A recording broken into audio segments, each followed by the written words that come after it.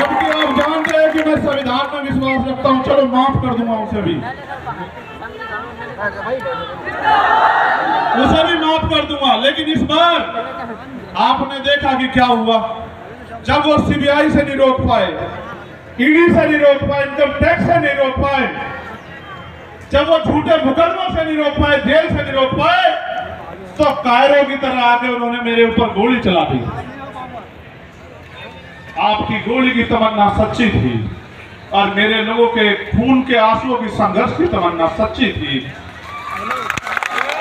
अगर आपकी गोलियों की तमन्ना सच्ची होती और मुझे कोई आगे की लड़ाई ना लड़नी होती तो उसी दिन प्रकृति जो है मुझे खत्म कर देती, क्योंकि गोली का जो सामना वो बड़ा खतरनाक था। मैं आपको ये बात इसलिए बताना चाहता हूं, मैं आपका खून हूं। मैं कल भी था रहा था, आज भी था रहा हूं, और चाहे फर्श पर आऊं या आस पर आऊं या मिट जाऊं, मेरे खून का एक एक कतरा आपके स्वाभिमान सम्मान के लिए हमेशा खर्च होगा। मेरी बात सुनिए। लोगों ने कितना गुमराह किया आपको, क्या क्या नहीं बताया, क्या क्या नहीं आरोप लगाए, फिर भी नहीं रोक पाए। क्योंकि जब एक गरीब का बेटा खड़ा होता है तो बहुत लोगों को तकलीफ होती है।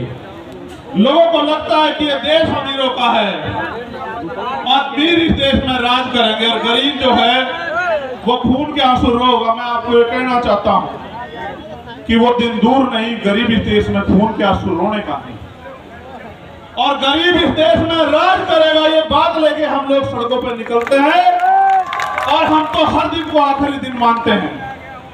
बात मेरी उसकी नहीं थी। जब मैं ज्ञापन पढ़ूंगा आपको पता लग जाएगा कि मैं अपनी लड़ाई लड़ने के लिए आया या मैं अपनी सुरक्षा की मांग करने आया या मैं सीबीआई जांच की मांग करने आया। मैं आपको बता दूंगा। मैंने समाज को इसलिए बुलाया अपने नाम से क्योंकि मैं जानता हूं कि चाहे आप पे एक रोटी कम हो, चाहे आपको पानी ना मिले, चाहे गर्मी आपको कितनी परेशान कर रही हो, लेकिन आप मेरी बात के साथ खड़े रहोगे। और दिल्ली में आज आपने इतिहास लिखकर दोबारा दिखा दिया मेरे लोगों। मुझे गर्व है,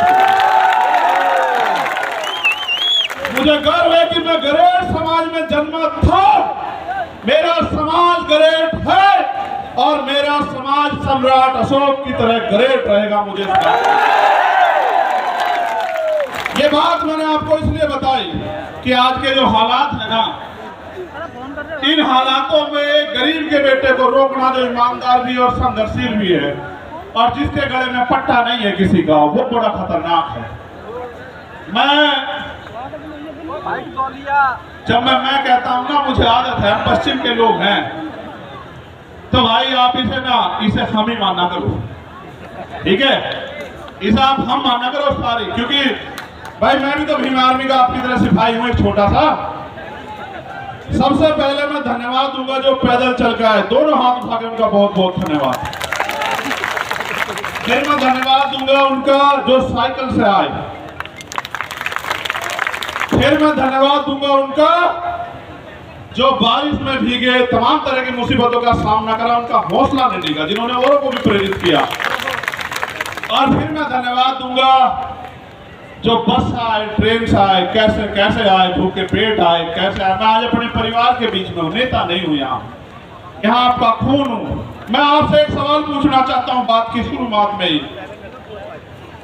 अगर मैं ये लड़ाई लड़ रहा हूं गरीबों की, कमजोरों की, पहले होता क्या था आप जानते हो। मैं आपका खून हूं कि गांव में ताकतवर आदमी, सामंती आदमी जिस बहन की बच्ची की चाहे उसकी चुन्नी खींच ले, उसके कपड़े खींच ले, उसको नोच ले, और फिर गांव में पंचायत होकर बात निपट जाती थी। किसी की बारात रोक दो, किसी के पर पेशाब कर दो, किसी को थूक दो, किसी पे थूक चटवा दो, किसी की मूंछ काट लो, किसी के पानी छूने पे हत्या कर दो। तो पहले ये ताकतवर लोग थे, उनका जन्मसिद्ध अधिकार है।